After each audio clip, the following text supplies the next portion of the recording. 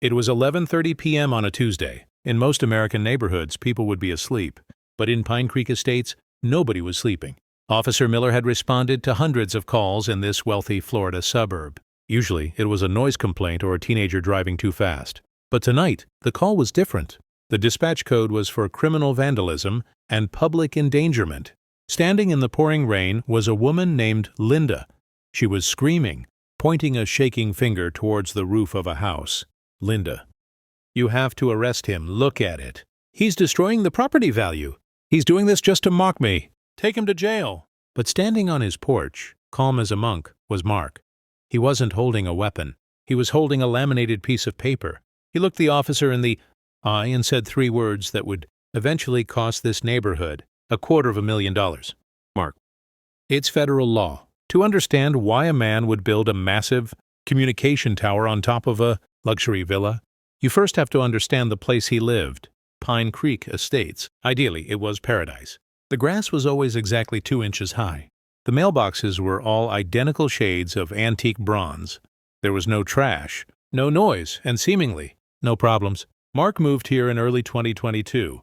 He was a quiet guy, a senior network engineer for a major tech firm. He spent his days coding and his nights talking to people all over the world on his amateur radio. He bought this house for the peace and quiet. He signed the HOA papers, a stack of documents 2 inches thick, without reading every single line. That was his first mistake. And then there was Linda. Every Homeowners Association has a Linda. She was the board president.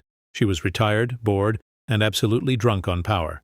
To Linda, Pine Creek wasn't a neighborhood. It was her kingdom. And the residents? They were her subjects. Oh, we were terrified of her. I once left my garden hose out for an hour after washing my car. Boom, $50 fine in the mailbox the next morning. She measured the distance between my flower pots. Who does that? Mark didn't know it yet, but he had moved into a war zone. For the first few months, he kept his head down. He worked, he slept, and he kept his radio hobby indoors. But Linda was watching. She was always watching. The conflict didn't start with a bang. It started with a whisper, a warning about a dirty driveway, then a fine for improper curtains. Mark paid them. He thought, it's just $25. It's not worth the fight. He was wrong. In an HOA, compliance isn't seen as cooperation. It's seen as weakness. We are about to witness one of the most satisfying legal revenge stories in history. But before we see how Mark used the government's own laws to destroy a tyrant, I have a small favor to ask. If you hate bullies and love justice, hit that subscribe button. It helps us find more stories like this. And tell me in the comments, what is the most ridiculous rule your HOA or landlord has ever tried to enforce? I read every single one.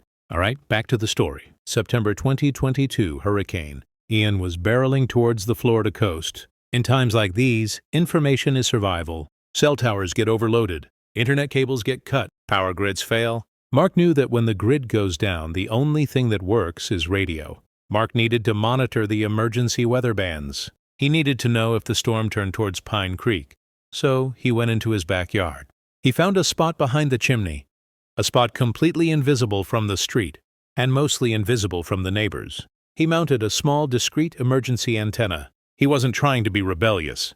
He was trying to be safe. He assumed that since nobody could see it, nobody would care. But remember, Linda didn't just walk the streets. She had eyes everywhere. 3 days after the storm passed, the letter arrived. It wasn't a warning. It was a demand. It read, violation unauthorized. Aerial device, fine $100. Remedy immediate removal. Mark stared at the letter. $100? For a safety device that nobody could see? He decided to do the neighborly thing. He walked over to Linda's house and knocked on the door. The conversation that followed was the turning point. Mark said, Linda, it's for hurricane safety. You can't even see it from the road. Linda didn't blink. She crossed her arms and delivered the line that sealed her fate. Linda, I don't care if it's for NASA. Mark, the bylaws say no antennas. If I let you keep it, everyone will want one. Take it down by tomorrow, or the fine doubles. And if you don't pay, we'll put a lien on your house. A lien. She threatened to take his house over a $100 piece of plastic. Mark went home. He didn't take the antenna down. Instead, he made a pot of coffee, sat down at his computer and opened a new browser tab. He wasn't going to look for a lawyer. He was looking for the nuclear option. Mark wasn't just a tech guy. He was meticulous. He knew that homeowners associations are powerful, but they aren't sovereign nations. They still have to obey the laws of the United States. And deep within the Code of Federal Regulations, Title 47, Section 14000, Mark found his weapon, the OTARD Rule. Let me explain this so you understand how powerful it is. The over-the-air reception devices rule was passed by Congress to ensure Americans have access to information. The law explicitly states that HOA restrictions that impair the installation, maintenance, or use of antennas are prohibited. Here is the loophole. The law says an HOA cannot stop you if the restriction prevents you from getting an acceptable quality signal. Mark realized something hilarious. The small antenna he put up? It didn't get a great signal. It was low to the ground. It was behind a chimney. The signal was weak. Linda had demanded he remove the small antenna, so Mark decided to comply. He would remove the small one, but to get an acceptable signal, as per federal law, he would need something better, something higher, something bigger. Mark wrote a letter to the board. Mark: Dear Board, per your request, I have removed the small dish. However, pursuant to FCC regulations, I will be installing a compliance system to ensure signal reception. Thank you for your guidance. He sent the letter. Linda probably laughed when she read it. She thought she had won. She had no idea she had just signed her own resignation letter. Saturday morning, 8 a.m. The neighborhood was quiet. Linda was sipping her tea. And then the construction noise began. Mark hadn't ordered a dish. He had ordered a commercial-grade, heavy-duty aluminum tripod tower, the kind used by radio stations. He hired a professional crew. They bolted the base into the roof beams. They assembled the mast section by section, 10 feet, 20 feet, 30 feet. By noon, the structure was undeniable. It stood 45 feet in the air. On top of it, Mark installed a Yagi antenna array. Imagine a giant metal skeleton the size of a car. It was industrial. It was aggressive. And compared to the million-dollar aesthetics of Pine Creek Estates, it was hideous. Linda arrived on the scene like a firecracker. She was screaming so loud that the construction crew stopped, working just to watch the show. Linda: Stop right now. What is this monstrosity? You cannot build a cell tower in a residential zone. I'm calling the police. Mark walked out to his driveway. He looked at the tower. He looked at Linda.